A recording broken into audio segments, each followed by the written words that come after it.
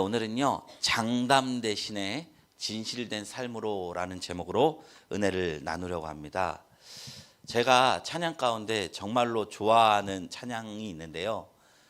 그 찬양의 제목이 한훈재 목사님이 작곡 작사하신 소원이라는 이름의 찬양입니다. 가사가 아주 주옥 같아요. 삶의 작은 일에도 나는 하나님의 마음을 알기 원하네. 그런 부분도 있고요. 내가 노래하듯이, 내가 이야기하듯이 살기를 원하고 그렇게 죽기를 원하네. 나의 작음을 알고 그분의 크심을 알아 사랑 그 깊은 길로 가기를 원하네. 가사가 참 좋습니다. 이분의 소원이 뭐예요? 부귀영화도 아니고 예수님 닮기를 원한다는 것을 가사로 풀어내는 거예요. 근데요, 이 가사 중에서 제가 가장 감명 깊게 은혜를 받은 부분은 무엇이냐면 반복되는 표현인데 원한다라는 표현입니다. 원한다. 내가 하나님을 알고 싶습니다. 알겠습니다가 아니라 알기를 원합니다. 그 깊은 길로 가기를 원합니다. 이 원한다는 고백이 제 마음에 참 와닿더라고요. 얼마나 숭고한 고백입니까? 나는 예수님처럼 살겠습니다가 아니라 예수님처럼 좁은 길을 걷겠습니다 선언하거나 정언하는 것이 아니라 그 좁은 길을 걷기를 원하고 예수님처럼 살기를 원한다는 것입니다. 그리고 이 고백이 참 겸손하다는 생각이 들었습니다. 왜냐? 이 소원의 주체, 결심의 주체가 내가 아니고 예수님처럼 살겠다는 그조차도 하나님 손에 있음을 올려드리는 고백이기 때문입니다. 제가요, 처음 은혜 받았던 때가 기억이 납니다. 어릴 적 제가 엄마 손 잡고 믿었던 하나님, 아니 믿었다고 생각한 하나님을 제가 정말로 성령님을 만나고 체험했을 때 너무나 놀라운 경험이었습니다. 제가 19살 때 하나님을 인격적으로 만났는데 이게 진짜 계셨구나라는 걸 깨닫는 순간 제가 그때 저절로 제가 하나님 뜻대로 살게요 고백할 수밖에 없더라고요.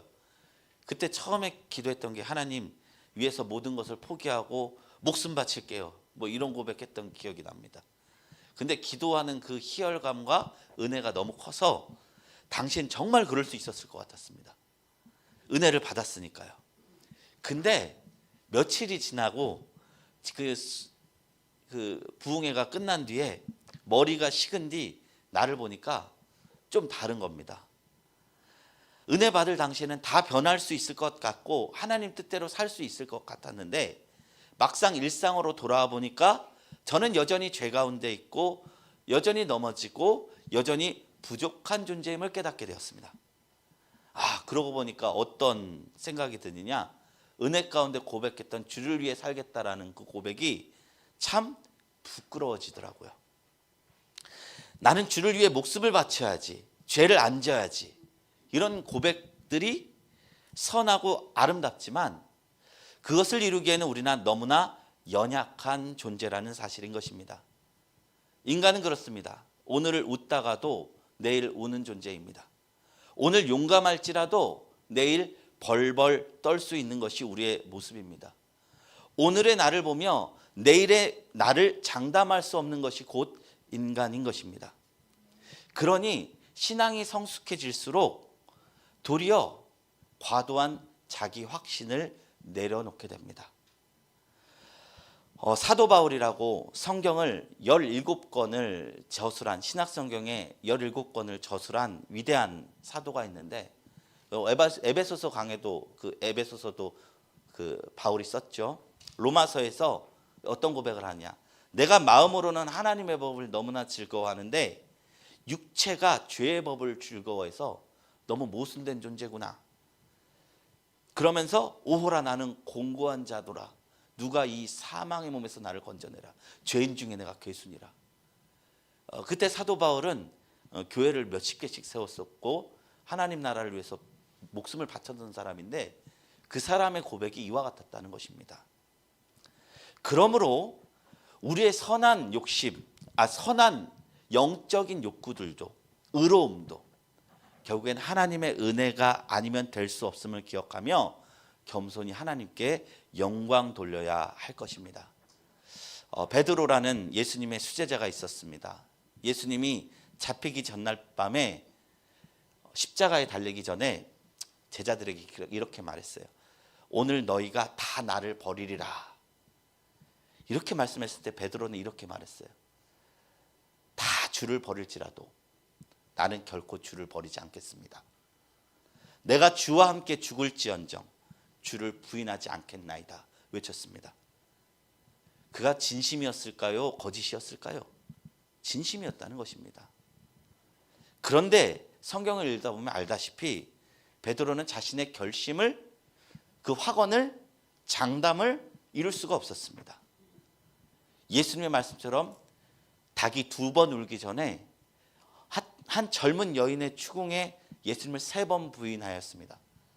저주했다라는 말도 있어요. 누구를 저주했을까요? 예수를 저주한 거예요. 저주하면서 예수를 부인했던 거예요.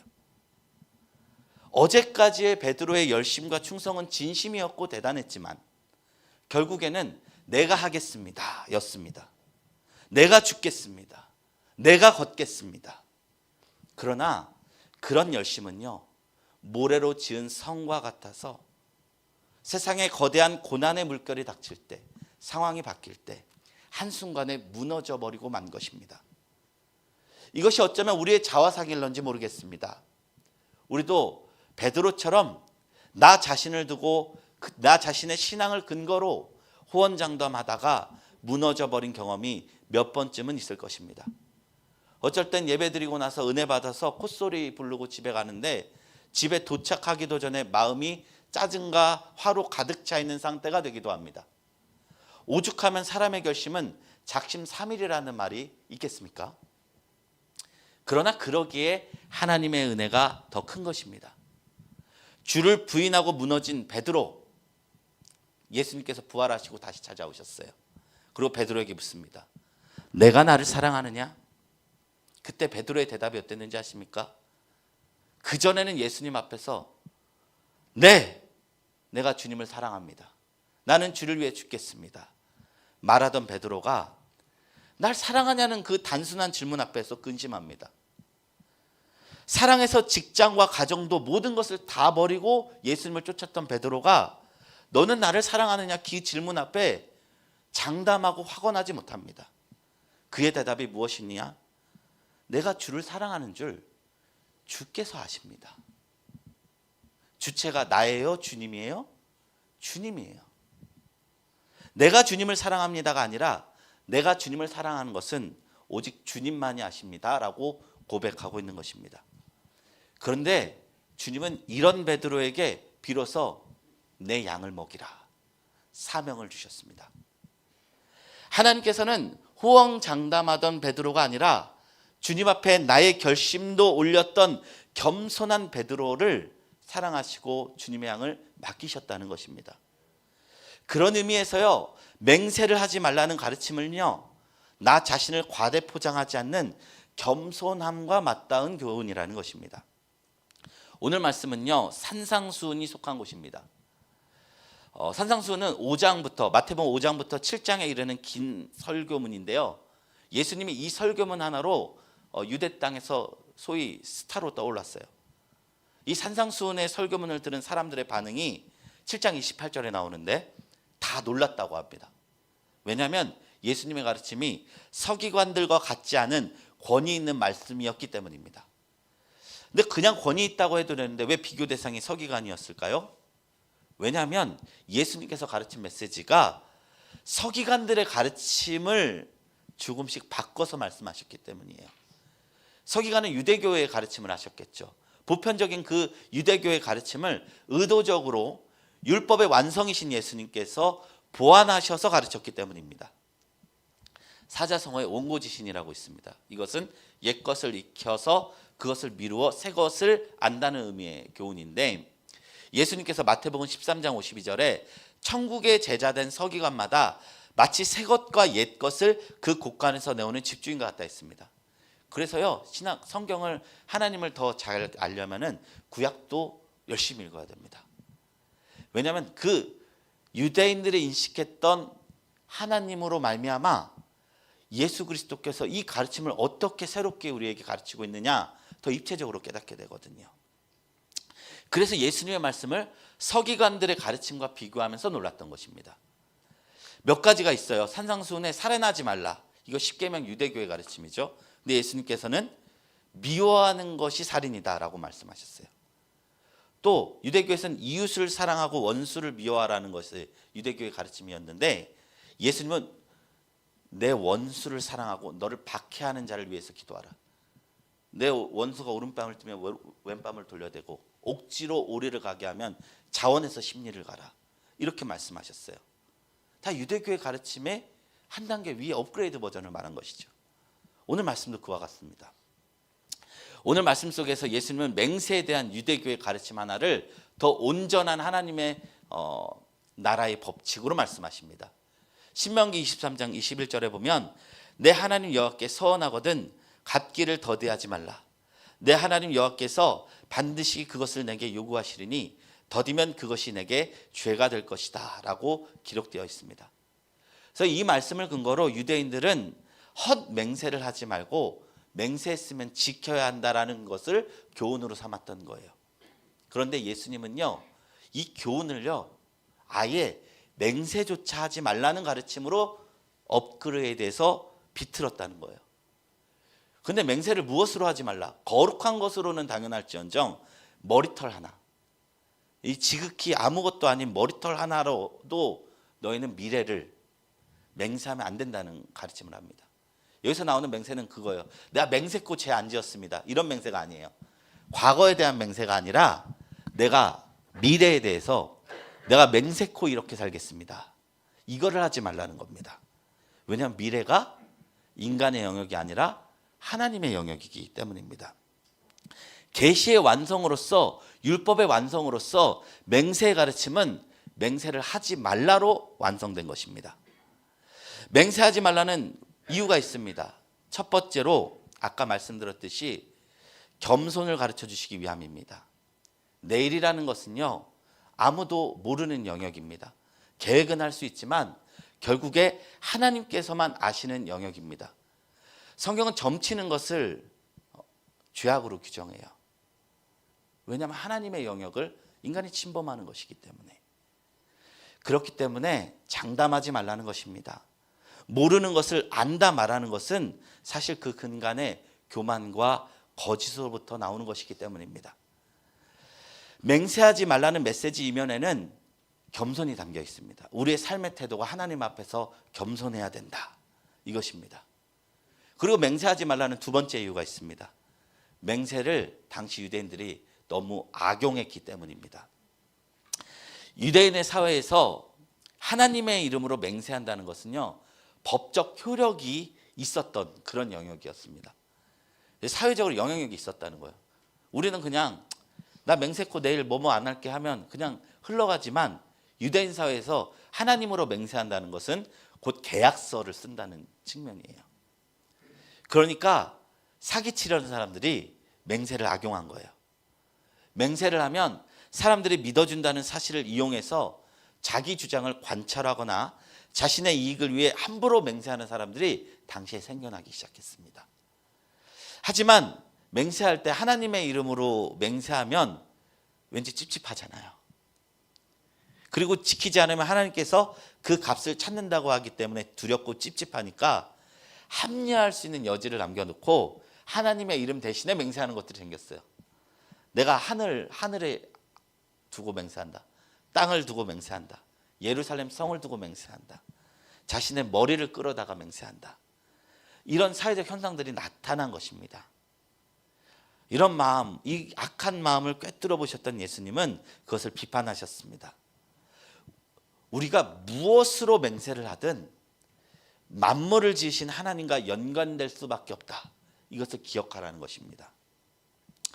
맹세라는 것이요 자신의 진실성을 밝히기 위해 하는 것이지만요 또 다른 측면으로 생각해 본다면 맹세할 만큼 그렇게 말할 상황이라는 것은 진실이 실종된 사회에서 나오는 이야기죠. 생각해 보십시오. 왜 계약서가 있습니까?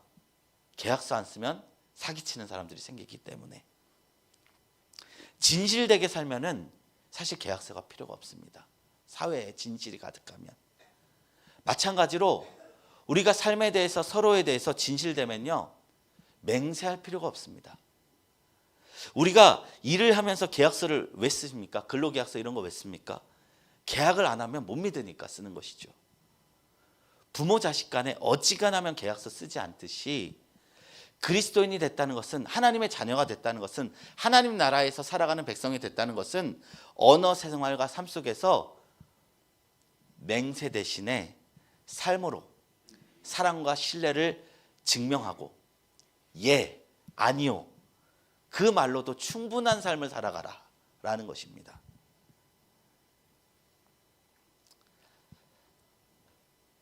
적합한 말은 예, 아니요입니다.